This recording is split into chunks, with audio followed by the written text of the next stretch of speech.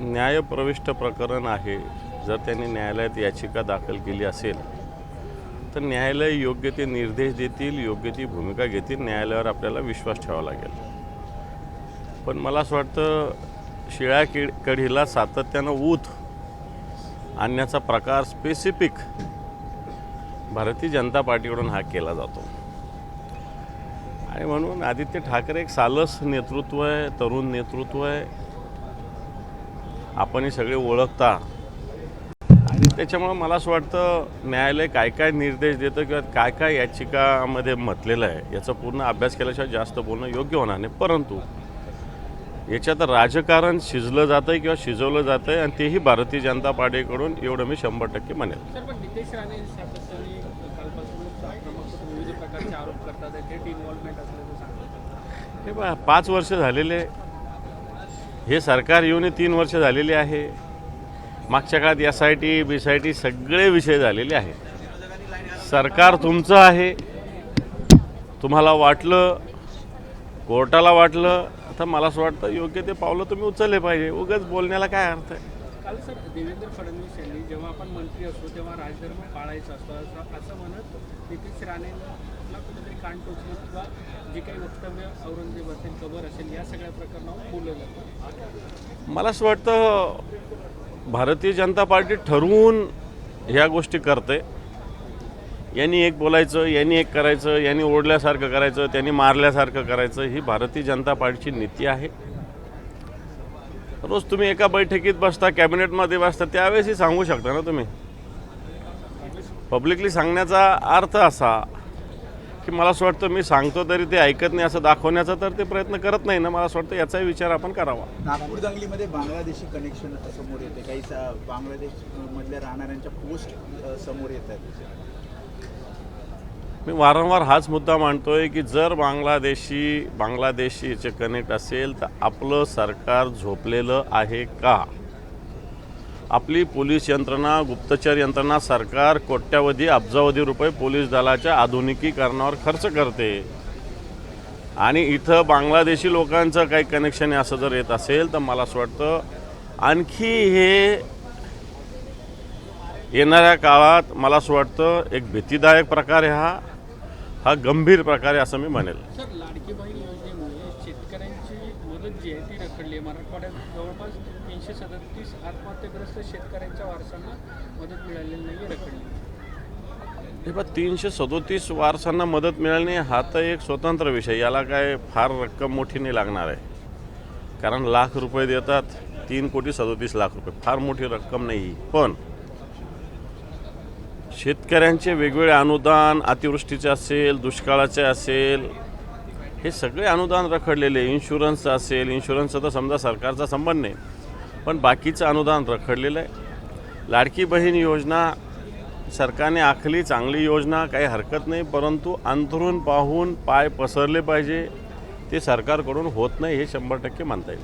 कारण सर सुशांत राजपूत प्रकरणावरून या इलेक्शन होते त्याच्यामध्ये हा मुद्दा घेतला जातो आहे ना. फुले हे ना इमेज बाहेर असं या सगळ्या बिहारच्या राजकारणामध्ये मला माहीत नाही बिहारचं राजकारण, पण तो आत्ताच्या घडीला बदलापूर प्रकरण असेल, पुण्याचं स्वारगेटचं प्रकरण असेल, ज्या ज्या घटना मागे नवी मुंबईमध्ये काही 2 साधूंनी एका महिलेची, विवाहित महिलेची केलेली हत्या असेल, वाटतं या सगळ्या प्रकरणाला उत्तर सरकार देऊ शकत नाही. आणि म्हणून आता हे जुने काही विषय काढले जातात असं मला तरी वाटतं. आज तुम्ही ज्या प्रकारे विधान परिषदेमध्ये काळ्या फिती घालून बसणार आहात, राज्यपालांना सुद्धा तुम्ही भेटणार आहात 11:30 काय नेमके विषय राज्यपालांचे? नाही, राज्यपालांना आम्ही महाविकास आघाडीचे सगळे प्रमुख पदाधिकारी भेटणार आहोत. ज्या पद्धतीनं राज्य सरकारच्या दबावाखाली विधान परिषद सभापती आणि विधानसभेचे अध्यक्ष काम करतायत, विरोधकांना बोलू दिलं जात नाही, विरोधी पक्षाचा आवाज दाबला जातो, विरोधी पक्षांना त्यांचे डिव्हाइस वापरले दिले जात नाही, सत्ताधारी पक्षांना कोणतंही नसताना, काही नसताना डिव्हाइस वापरले जातात. खरं तर विरोधी पक्षाला जास्त संधी या सगळ्या अधिवेशनात असली पाहिजे.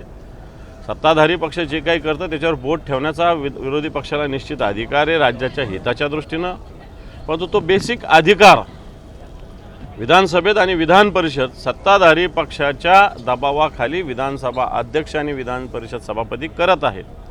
आणि म्हणून राज्याचे पालक इथं येऊन राज्यपालांनी आपलं अभिभाषण केलं, माझं सरकार, तर तुमचं सरकार कसं काम करतं, विरोधी पक्षाविषयी कसं वागतं, राज्यघटनेचा कशा पद्धतीनं पायमल्ली करते, जे नियम बनवलेले विधानसभेचे विधान परिषदेचे ते कशा पद्धतीनं तुडवतं, हे सांगण्यासाठी राज्यपालांची भेट आम्ही आज घेणार आहोत. ज्या प्रकारे तुम्ही सांगितलं की सभात्याग करून जर महापालिकेकडे असेल तर मात्र या सगळ्यामध्ये राज्याचे प्रश्न नेमके कसे सुटणार, कारण वारंवार जर सभात्याग होणार असेल. हे पण राज्याचे प्रश्न सोडवण्यासाठी राज्य सरकारचीच इच्छा नाही.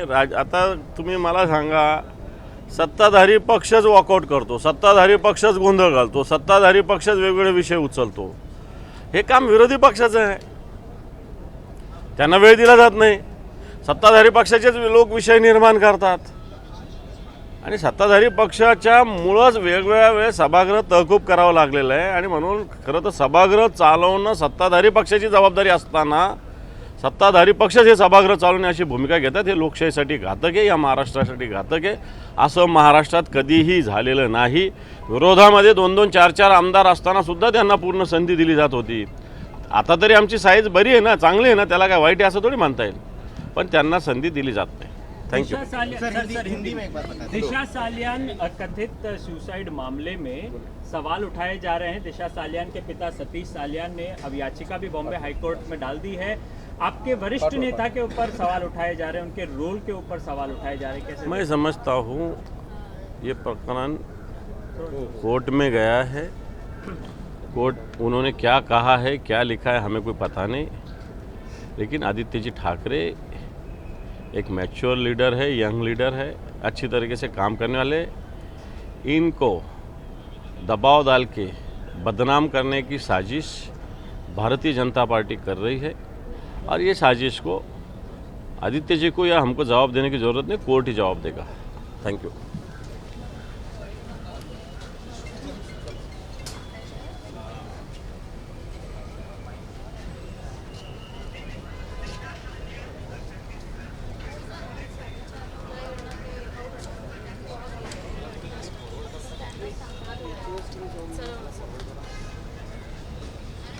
हो ज्येष्ठ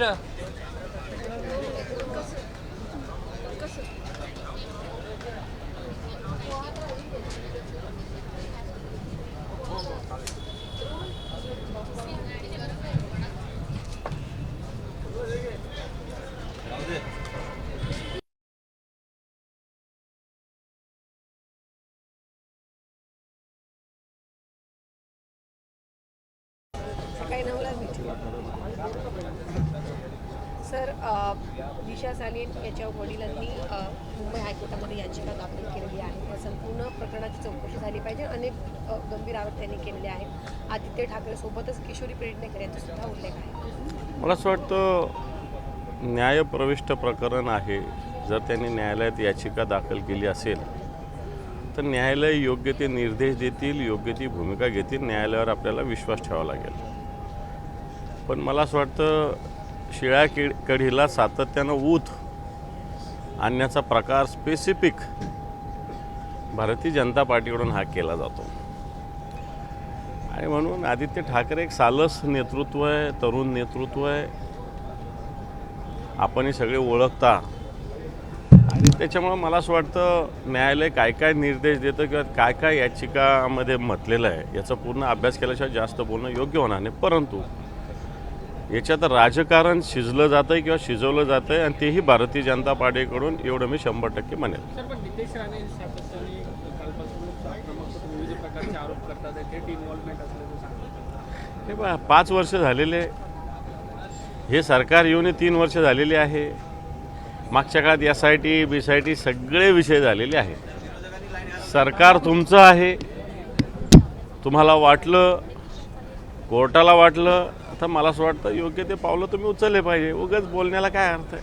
काल सर देवेंद्र फडणवीस यांनी जेव्हा आपण मंत्री असतो तेव्हा राजधर्म पाळायचा असतो असं म्हणत नितेश राणेंना कुठेतरी कान टोचलं किंवा जे काही वक्तव्य औरंगजेब असेल, कबर असेल, या सगळ्या प्रकरणावर बोललं जातं. मला असं वाटतं भारतीय जनता पार्टी ठरवून ह्या गोष्टी करते.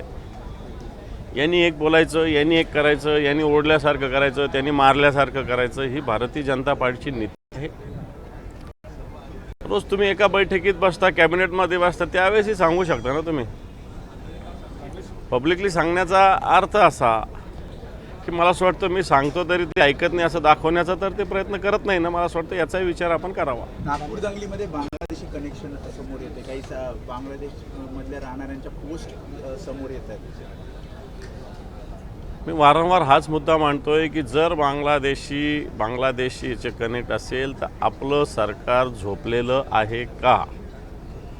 आपली पोलीस यंत्रणा, गुप्तचर यंत्रणा, सरकार कोट्यावधी अब्जावधी रुपये पोलीस दलाच्या आधुनिकीकरणावर खर्च करते आणि इथं बांगलादेशी लोकांचं काही कनेक्शन आहे असं जर येत असेल तर मला असं वाटतं आणखी हे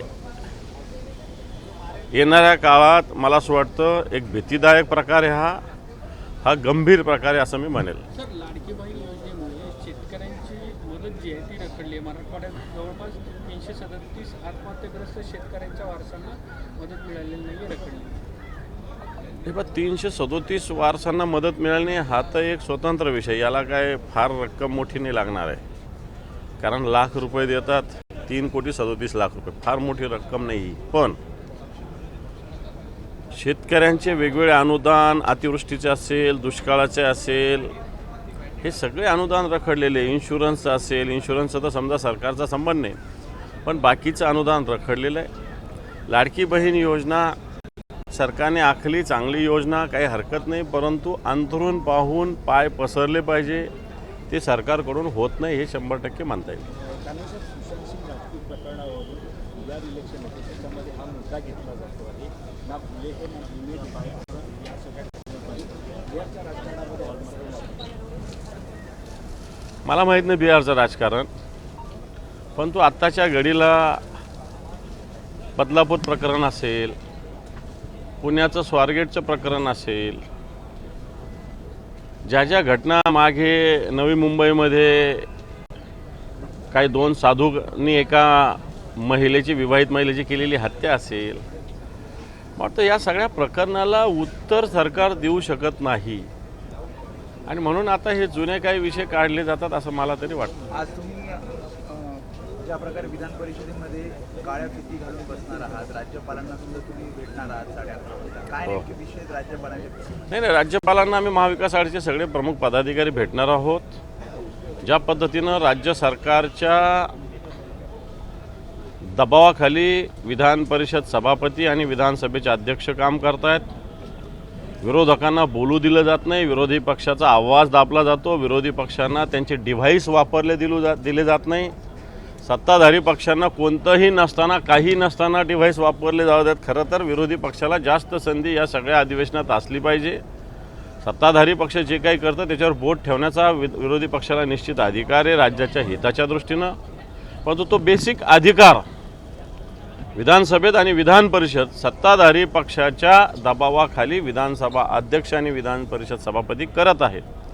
आणि म्हणून राज्याचे पालक इथं येऊन राज्यपालांनी आपलं अभिभाषण केलं, माझं सरकार, तर तुमचं सरकार कसं काम करतं, विरोधी पक्षाविषयी कसं वागतं, राज्यघटनेचा कशा पद्धतीनं पायमल्ली करते, जे नियम बनवलेले विधानसभेचे, विधान परिषदेचे ते कशा पद्धतीनं तुडवतं, हे सांगण्यासाठी राज्यपालांची भेट आम्ही आज घेणार आहोत. एबीपी माझा, उघडा डोळे बघा नीट.